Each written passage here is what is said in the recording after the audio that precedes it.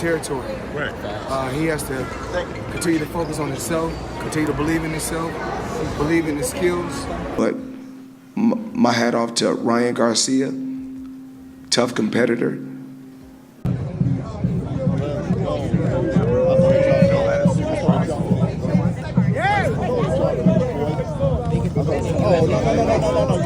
Floyd Mayweather's voice still carries the weight of decades of boxing wisdom. In his latest breakdown of the Ryan Garcia versus Romero fight, Money doesn't mince words. He dissects the matchup with the same precision that defined his own in-ring career. Whether you're a seasoned fight fan or a newcomer to boxing's complexities, Mayweather's perspective provides a roadmap to understanding what makes this fight so intriguing. Ryan Garcia has emerged as one of boxing's most electrifying young talents. Known for his lightning-quick hands and knockout power, Garcia has built his reputation on explosive performances. However, his recent career narrative includes not just his victories, but also his public negotiations and changing fight plans. Garcia's willingness to shift focus, influenced by figures like Mayweather, has kept fans guessing about his next move. In previous interviews, Garcia admitted that Mayweather's advice was a turning point when he reconsidered his initial plans, underscoring the legend's influence on modern boxing decisions.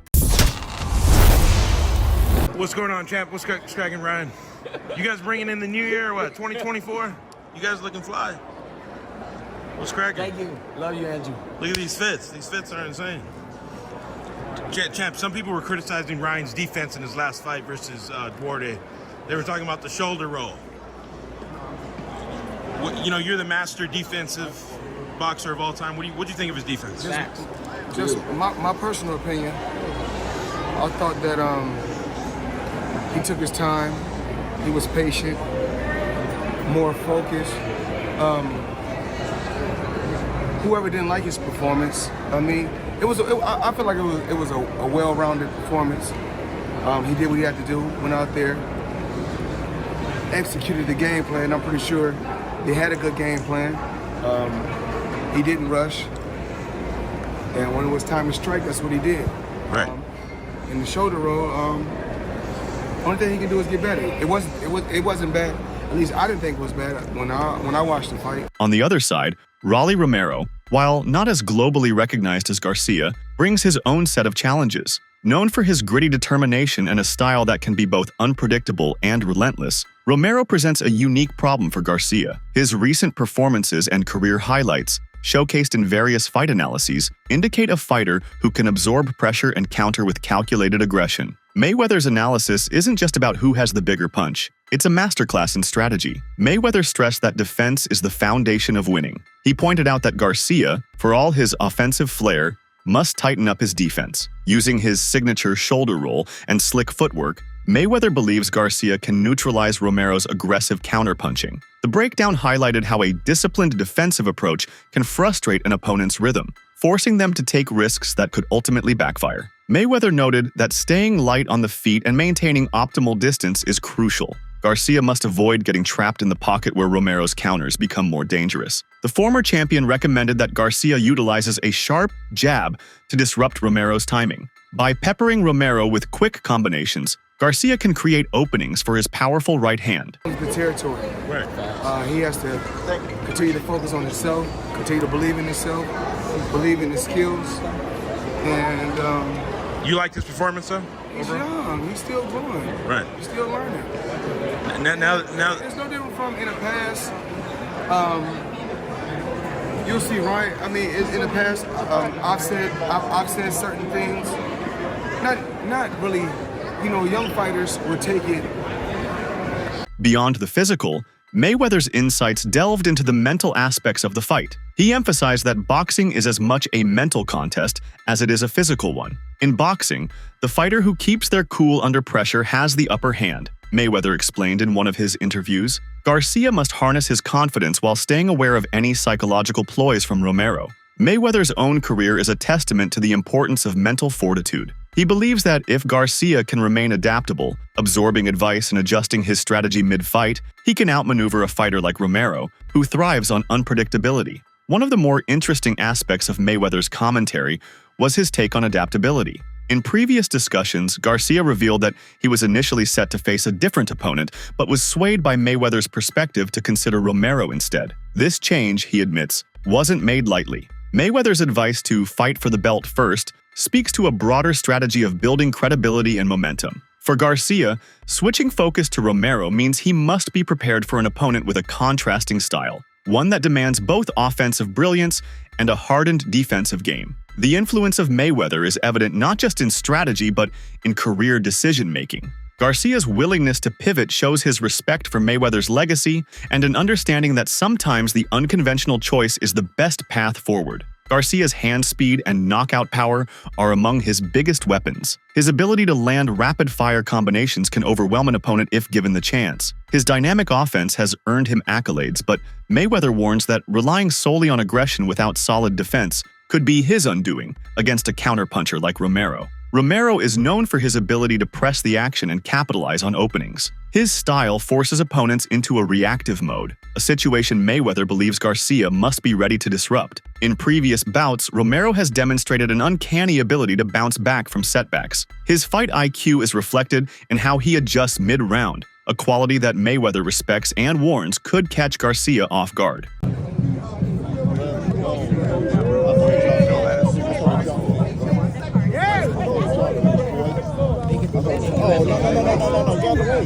We're gonna go to the marquee right after this. Yeah, you know where the vehicle is. Where the vehicle is.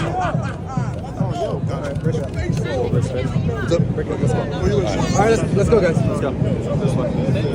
Mayweather likens the fight to a high-stakes chess match, where each punch is a move that could shift momentum.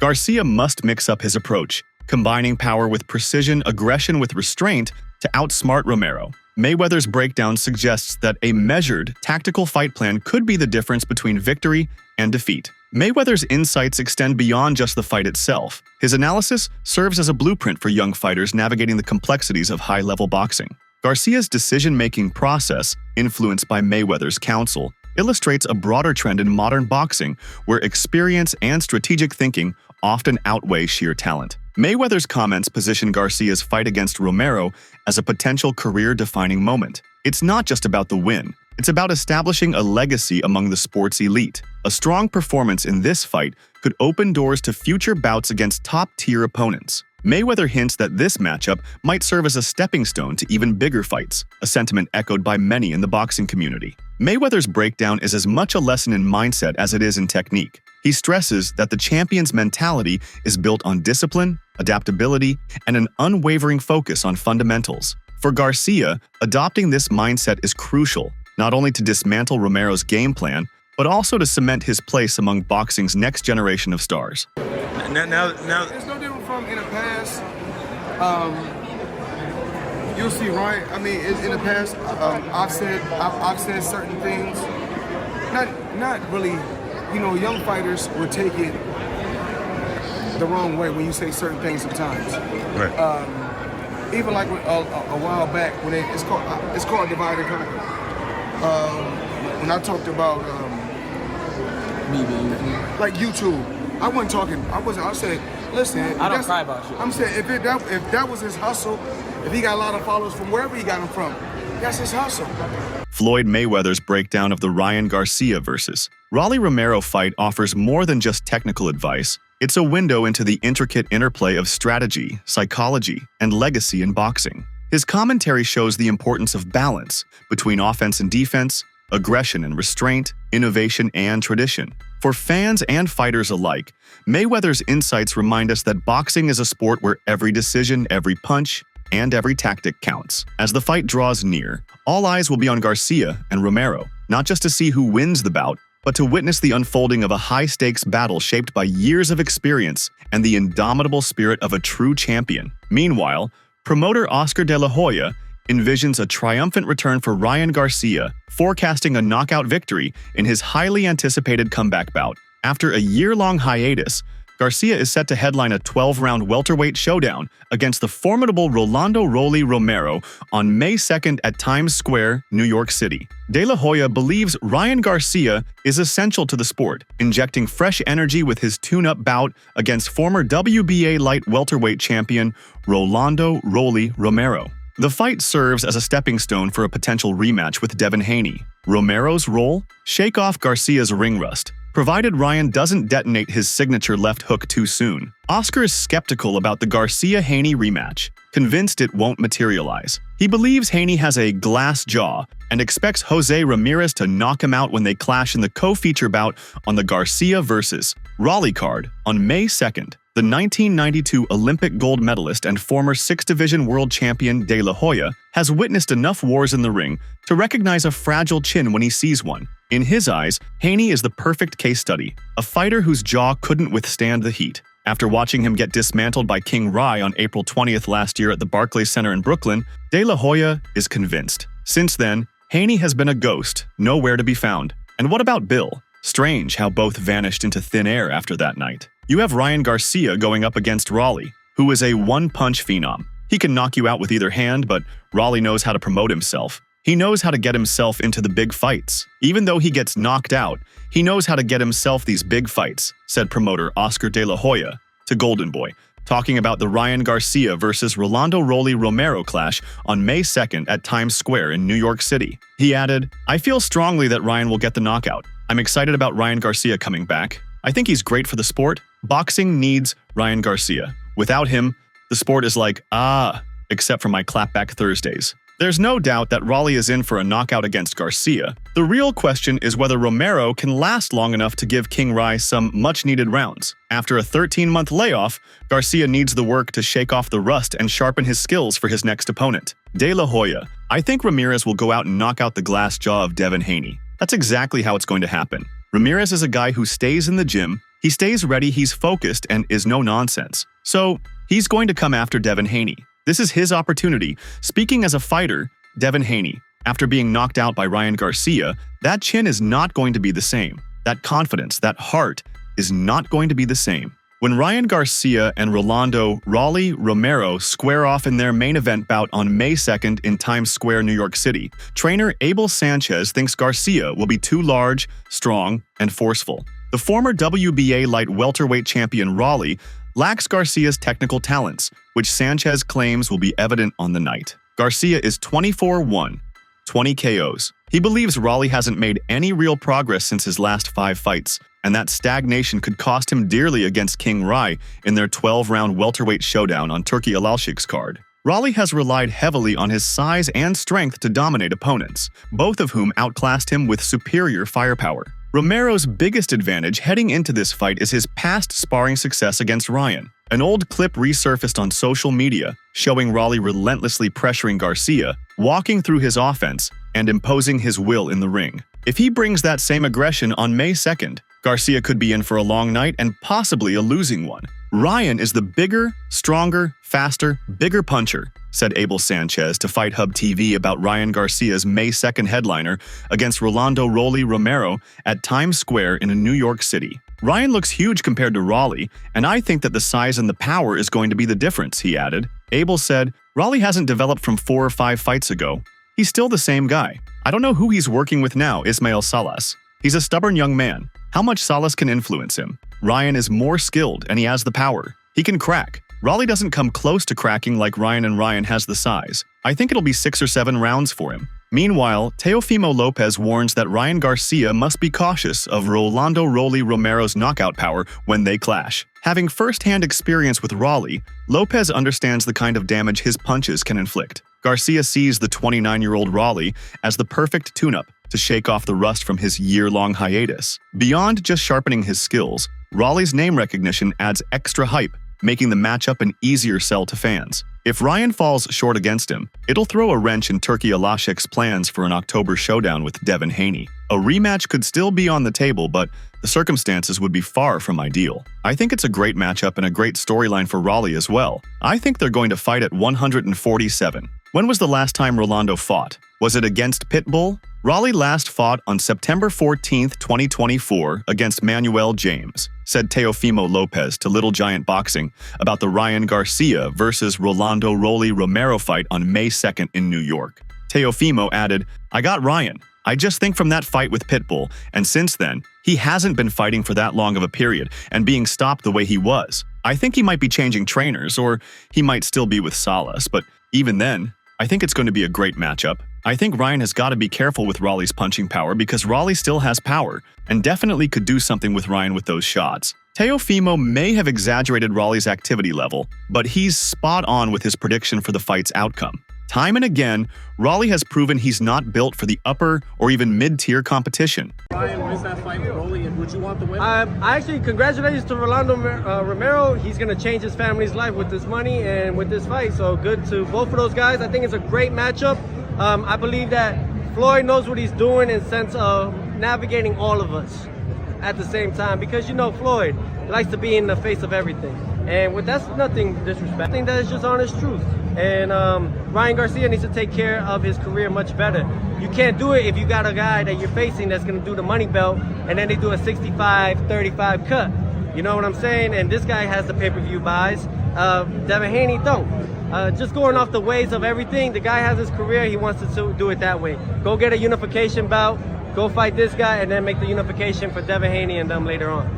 While he can handle lower-tier opponents, he has no business stepping in with top fighters unless he's being used as a tune-up, which is exactly the case here with Ryan. When Ryan Garcia and Rolly Romero square off on May 2nd, who will be the more formidable of the two self-assured fighters? After sharing the ring with both combatants, Gervonta Davis, who drew with Lamont Roach last weekend, has a say in who strikes the hardest. When Davis faced Romero in New York in 2022, he maintained his undefeated record by stopping him in the 6th round. The following year, after 2 more bouts, Davis triumphed over Garcia in one of the most anticipated boxing showdowns of the year, delivering a brutal body shot that sealed his victory.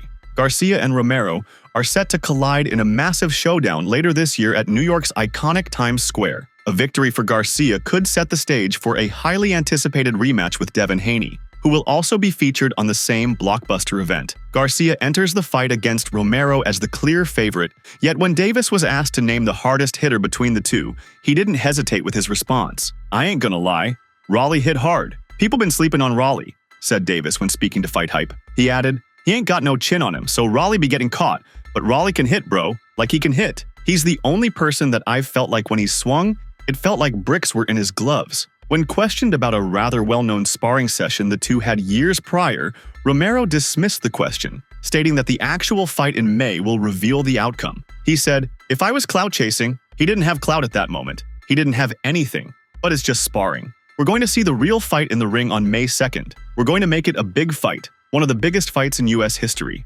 Romero claimed he foresaw a clash with Garcia at welterweight long before it became a reality. Now, with the timing aligning perfectly, he's ready to make his jump to the 147-pound division. "I called this years ago that me and him were going to fight at welterweight, and this is when we were both lightweights," he said. He added, "I've long outgrown 140. I definitely outgrew 135 long ago. When I was at 135, I should have been at 140. When I was at 140, I should have been at 147. I'm like all muscle. Struggling with weight affects everything. Timing, explosiveness, it really affects you." Meanwhile, when Ryan Garcia and Rolando Romero met in person at a press conference in New York to promote their May 2nd fight, Garcia appeared to be a different person on stage. Garcia said at the presser in NYC, "Me and Raleigh sparred about 8 years ago. It was rough sparring." He continued to use that to boost his career, "But I don't have no bad blood with him. I'm here to do my job and set up the rematch with Devin. I've got to be sharp because he's going to bring it." He added, "I want to be great. I have also wanted to fight the best fighters. As far as my problems outside the ring, I've always had those struggles. I want to show everybody that you can come back from anything. I admit my wrongs. I want to show I'm a true professional. I don't want anyone to take my actions of drinking and smoking before a fight and thinking that's the professional thing to do." The idea that such sparring stories were exploited to chase clout was rejected by Romero. We know that Garcia and Haney clashed on April 20th in a bout fraught with controversy. The lead-up was marked by a tense and chaotic promotional tour, and Garcia's failure to make weight, coming in 3.2 pounds over the 140-pound limit, rendered him ineligible to challenge for Haney's WBC junior welterweight title. During the match, Garcia knocked Haney down 3 times and claimed a majority decision victory. However, it was later revealed that Garcia tested positive for the performance-enhancing drug Osterine. Consequently, the result was overturned to a no contest. Garcia was handed a 1-year suspension and a fine, and Haney responded by suing him for battery, fraud, and breach of contract. Garcia is prepared to take retribution and turn the page. Garcia told The Ring, I'm feeling really good and excited to be back in the ring. I'm excited to be a part of a huge event. I am just thankful for this opportunity. I think my experience and overall abilities are much better than Romero. I think he's going to come and fight hard because he has a great opportunity. He's confident against me. I think we're going to see a good fight, but ultimately I am going to knock him out. He added, probability-wise, yeah, like 90% it's going to be a knockout. Not really. He hasn't evolved as a fighter, to be honest. I see him making a lot of the same mistakes, fighting the same. He hasn't really made that many adjustments. His chin has gotten a lot weaker. After negotiations with Garcia fell through, Romero took on Isaac Cruz last March but was stopped in the 8th round. In the process, Raleigh surrendered the WBA 140-pound title, a belt he had claimed in May 2023 following a controversial stoppage victory over Ismael Barroso. Romero has recovered since the Cruz fight, defeating Manuel Jaimes by unanimous decision in September. Romero only suffered one other defeat in his career, a one-punch knockout in the 6th round of their 2022 matchup against Gervonta Davis. Moreover, Ryan Garcia demonstrated his devastating left hook to former British super middleweight contender Rocky Fielding, showcasing just how challenging it is to evade. Having honed that punch since childhood, he has transformed it into a versatile weapon capable of landing from any range. That's how Ryan took down Devin Haney, who attempted to smother his left hook by closing the distance. But time and again, Garcia snapped off blistering short left hooks, each packed with explosive power. By the 7th round, he was punishing Haney at will, making it look effortless. Rolando "Rolly" Romero, King Rye's next opponent, must find a way to avoid that devastating left hook when they clash in the welterweight main event on May 2nd at the Fatal Fury card in Times Saudi Square, NYC. If Raleigh hasn't toughened up his chin, he won't last beyond 2 or 3 rounds, especially if he charges in recklessly, as he often does. Ryan is determined to deliver a stellar performance as the headliner on Turki Alalshik's May 2nd card. With 2 other high-profile bouts on the undercard, he'll be eager to dispatch Raleigh quickly. A dominant showing is crucial for Garcia to elevate his star power and further captivate fans. So, that's all from today's video. If you enjoyed it, remember to leave a like, subscribe, and ring that bell icon so you never miss our upcoming videos.